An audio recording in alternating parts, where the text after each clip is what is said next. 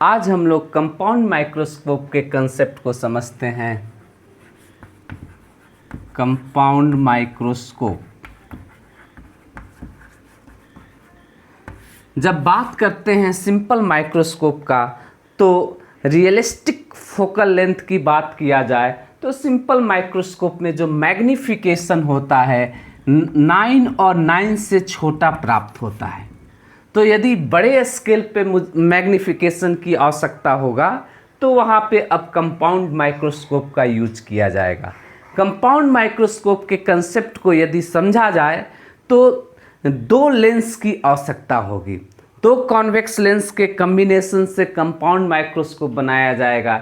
एक लेंस से जो हमारा ऑब्जेक्ट है उसकी साइज को इंक्रीज कर मैग्नीफाइंग कर लेते हैं और रियल इमेज बनाकर फिर उसको सिंपल माइक्रोस्कोप के कंसेप्ट पे उस ऑब्जेक्ट उसका जो इमेज बना है वो ऑब्जेक्ट के रूप में आई लेंस के लिए काम करेगा और फिर हमें लार्ज मैग्नीफाइंग इमेज बनेगा। तो हम लोग इसको रे डायग्राम से समझने का प्रयास करते हैं। चलिए दो लेंस कंसीडर करते हैं।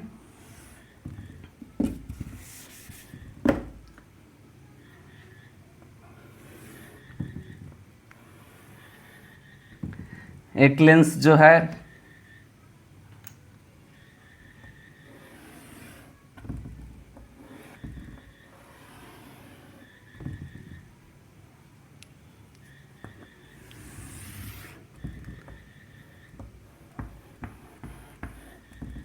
लेंस का ऑप्टिकल सेंटर ओ मान लेते हैं। इस लेंस का ऑप्टिकल सेंटर को ओ मान लेते हैं। चलिए, जो लेंस ऑब्जेक्ट की तरफ हो उसको हम लोग ऑब्जेक्टिव लेंस कहते हैं, ऑब्जेक्टिव लेंस कहेंगे। और जो लेंस आई की तरफ है, जिधर हम लोग देखते हैं, इसलिए इस लेंस को हम लोग कहेंगे आई पीस कहेंगे। आई पीस कहें या आई लेंस की बात करें। देखिए, दोनों लेंस की यदि देखा जाए एपार्चर, तो इस लेंस की जो फोकल लेंथ कहें या एपार्चर कहें वह आई लेंस के कंपैरिजन में छोटा होता है। ऐसा इसलिए करते हैं क्योंकि आई लेंस का एपार्चर यदि ऑब्जेक्टिव लेंस के एपार्चर के बराबर रखेंगे तो जो मैग्नीफाइंग इमेज बनेगा ऑब्जेक्टिव लेंस से, उस इमेज का कंप्लीट इमेज आई पीस से हमें प्राप्त नहीं हो पाएगा, कुछ हिस्सा उसका कट जाएगा। इसलिए अब हमें आई पीस उसकी एपार्चर कहें या फोकल लेंथ कहें ऑब्जेक्टिव लेंस से लार्ज रखा जाता है कंपाउंड माइक्रोस्कोप में। तो चलिए हम लोग कंसीडर करते हैं, चूंकि लेंस है, कॉन्वेक्स लेंस है, इसके दो फोकल लेंथ होंगे, दो स्फेयर का हिस्सा है। मान लेते हैं कि ये फोकस पॉइंट है, इस लेंस का एफ ऑब्जेक्टिव लेंस है, F1 कहते हैं, और second focal point objective lens का जिसको हम लोग FO2 कह रहे हैं। सिमिलरली यदि हम कहें इस लेंस की बात करते हैं तो मान लेते हैं कि हमारा आई लेंस का फर्स्ट फोकल पॉइंट है, FE का फर्स्ट फोकल पॉइंट, और यहाँ पे हम मान लेते हैं कंसीडर करते हैं FE का सेकेंड फोकल पॉइंट है। तो ऑप्टिकल सेंटर से फोकल पॉइंट की जो दूरी होती है उसको हम लोग फोकल लेंथ कहते हैं। तो यहाँ पे जो फोकल लेंथ होगा वो F0 के इक्वल होगा, और यहाँ पे जो फोकल लेंथ है वो किसके इक्वल है, FE के इक्वल है। चूंकि कॉन्वेक्स लेंस की बात किया जाए तो जो मैग्नीफिकेशन के लिए इमेज की जो साइज होना चाहिए वो ऑब्जेक्ट के साइज से ग्रेटर होना चाहिए। तो हम लोग जानते हैं कि जब ऑब्जेक्ट सेंटर ऑफ कर्वेचर पे होता है तो उसका इमेज सेंटर ऑफ कर्वेचर पे बनता है और उसके बराबर बनता है। सेंटर ऑफ कर्वेचर और फोकस के बीच में कहीं ऑब्जेक्ट को लाते हैं। मान लेते हैं कि हमारा इस लेंस का सेंटर ऑफ कर्वेचर है C। सेंटर ऑफ कर्वेचर और फोकस के बीच में कोई ऑब्जेक्ट को कंसीडर करें तो जो इमेज बनेगा इस ऑब्जेक्ट का वह मैग्नीफाइंग इमेज बनेगा और इस लेंस के जो सेंटर ऑफ कर्वेचर है उसके बाहर बनेगा, रियल इमेज बनेगा, साइज में बड़ा होगा। तो चलिए हम लोग इमेज को ड्रॉ करते हैं। पैरेलल रेज कंसीडर करते हैं। प्रिंसिपल एक्सिस के पैरेलल जो भी रेज होगा वह फोकस पॉइंट से होकर निकल जाएगा। ये हमारा फोकस पॉइंट है, यहाँ से जो है इस प्रकार से रेज निकल गया। दूसरी रेज जो ऑप्टिकल सेंटर से बात करें तो जो भी रेज ऑप्टिकल सेंटर से होकर जाएगी वो जितने एंगल से इंसिडेंट हुई है उतने ही एंगल से सीधा बाहर निकल जाएगा। और चलिए हम लोग इस तरह से डायग्राम को बना रहे हैं और इस प्रकार से आई लेंस, चूंकि आई लेंस मूवेबल होगा, उसको हम लोग इस प्रकार से सेट करें कि जो इमेज बन रहा है ऑब्जेक्टिव लेंस से वह इसके फोकस पॉइंट या फोकस पॉइंट के बेहद करीब जो है इसके बीच में कहीं बने और मैग्नीफाइंग इमेज बने।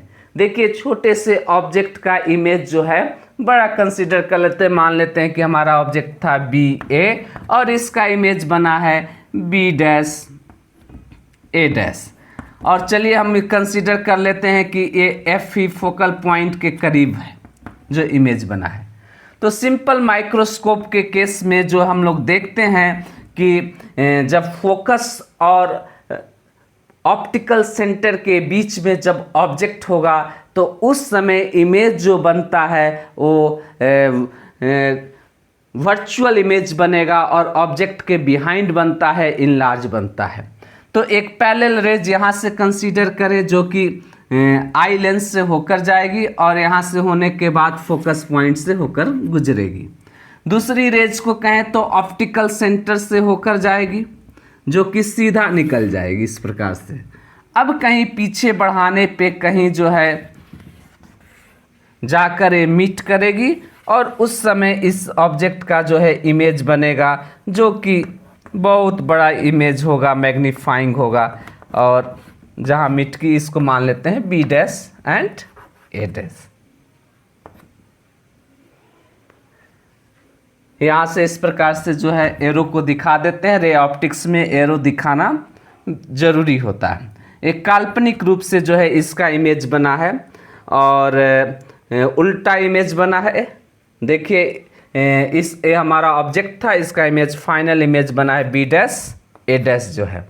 तो कंपाउंड माइक्रोस्कोप में जो ऑब्जेक्टिव लेंस होता है उसके द्वारा ऑब्जेक्ट की साइज को पहले मैग्नीफाइंग कर लेते हैं, फिर उसके बाद जो है आई लेंस के इस प्रकार से रखते हैं कि जो इमेज बना हुआ है ऑब्जेक्टिव लेंस से वह इमेज आई पीस के लिए ऑब्जेक्ट का काम करे और फोकस पॉइंट या फोकस और ऑप्टिकल सेंटर के बीच में वो इमेज आ जाए। फिर यह इमेज जो है ऑब्जेक्ट के रूप में आई पीस के लिए वर्क कर रहा है। तो इसका जब फाइनल इमेज बनेगा तो यह सिंपल माइक्रोस्कोप का ही केस होगा, जो है पीछे बढ़ाने पे कहीं मिट करते हुए प्रतीत होगा, वहाँ पे जो है हमें इनलार्ज जो है इमेज प्राप्त होगा।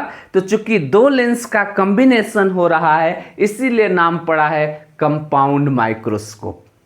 सिंपल माइक्रोस्कोप में केवल एक कॉन्वेक्स लेंस का यूज करते हैं, जबकि कंपाउंड माइक्रोस्कोप में हम लोग देख रहे हैं दो कॉन्वेक्स लेंस का यूज किया जा रहा है। जो ऑब्जेक्टिव लेंस है उसकी एपार्चर को छोटा रखते हैं, जो आई लेंस है उसकी एपार्चर को जो है बड़ा रखा जाता है और इस प्रकार से मैग्निफिकेशन प्राप्त होगा। चलिए मान लेते हैं कि जो हाइट को कंसीडर कर लेते हैं कि h हाइट है ऑब्जेक्ट का, तो यहाँ भी चूंकि ये पैरेलल रेज आई है तो यह भी हाइट किसके इक्वल होगा, h के इक्वल होगा।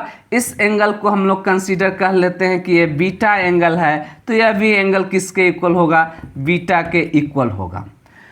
अब चूंकि यहाँ से यहाँ तक की डिस्टेंस की बात किया जाए तो यह किसके इक्वल है, फोकल लेंथ के इक्वल है।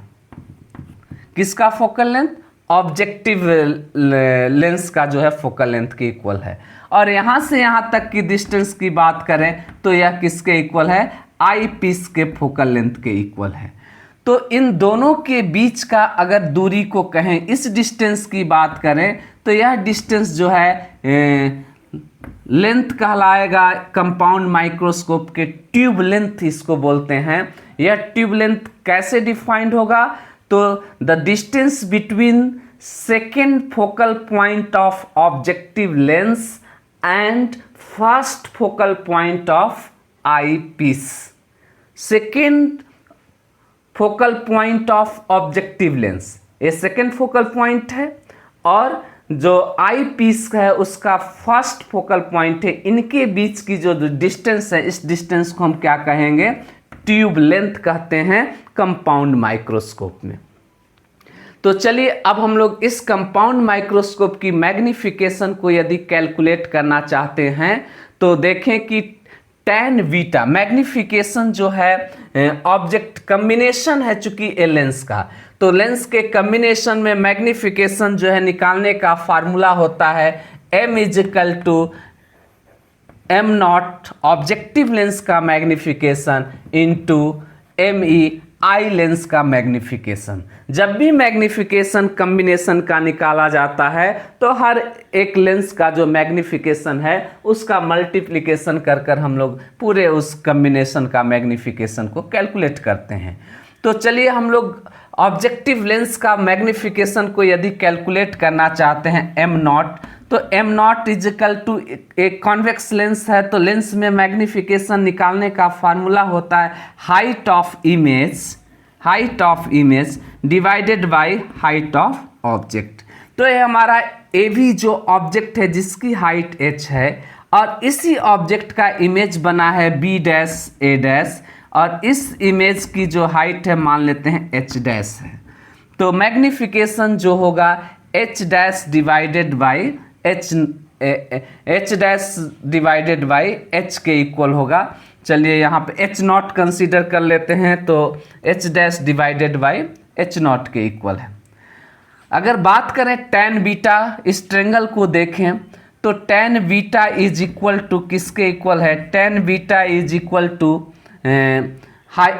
थीटा के सामने वाली साइड जो होती है परपेंडिकुलर, इसका मतलब हो गया h divided by focal length base जो है कितना है? f नॉट के इक्वल है।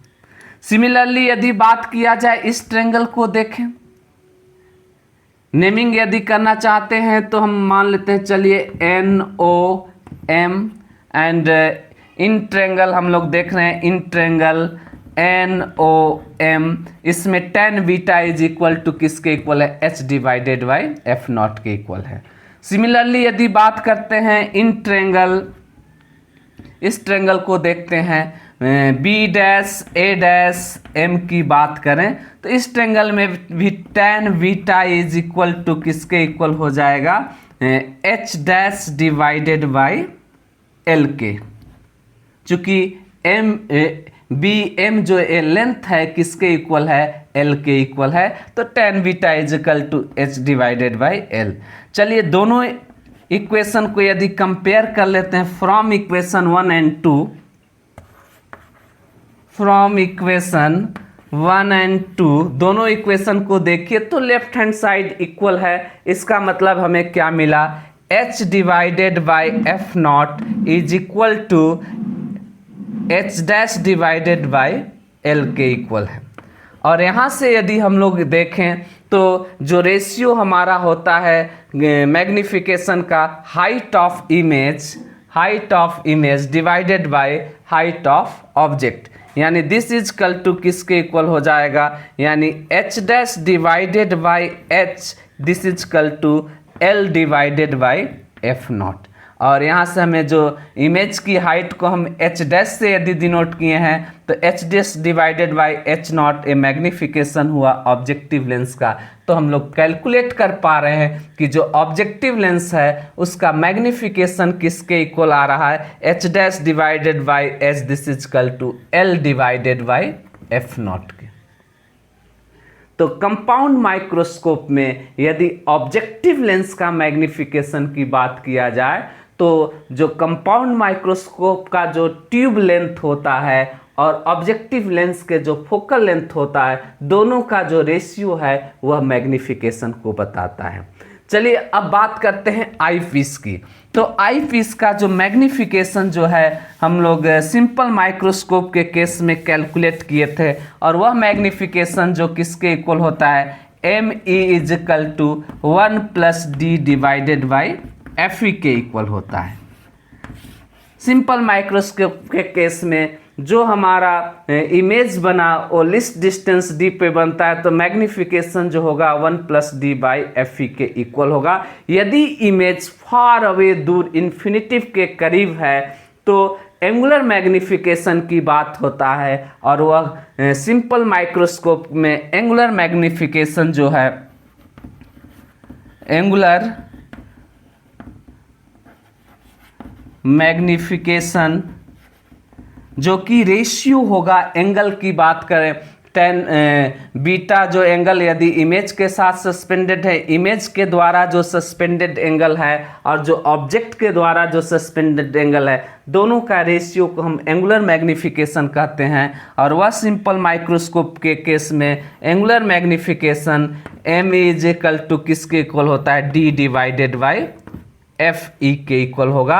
तो जो कंपाउंड माइक्रोस्कोप का जो मैग्निफिकेशन निकल कर आएगा वह किसके इक्वल होगा, L divided by F nought into D divided by F E.